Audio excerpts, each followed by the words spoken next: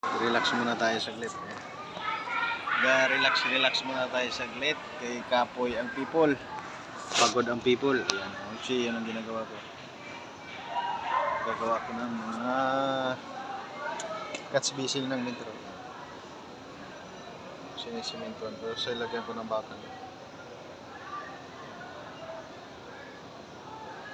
Yun, tapos na yung isa din. May isa dito, tapos na. Yan yung isa. Nandito yung isa. Kanina umaga ginawa ko. Tapos na. Ayan. Masilip ko sa inyo. Ayan yung ginawa ko kanina umaga. Ayan. Tapos na yan.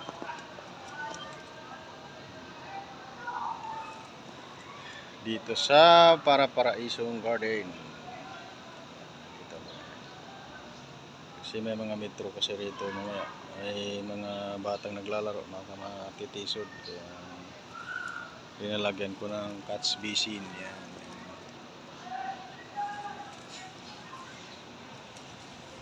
Yan.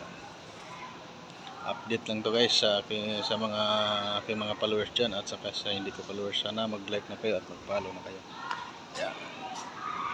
Kaya relax muna. Dito tayo sa ito yung hallway ng building. Yan. Malinis yan.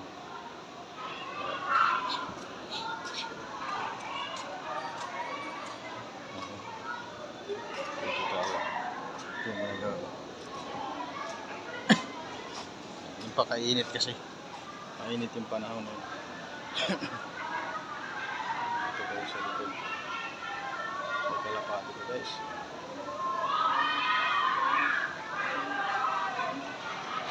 So guys, huwag mo kalimutan na i-like at i-share na nyo na i-share. Kasi mamaya mga alas 3 baklasin ko na rin yun para mapinis ko na. Relax muna. Yeah.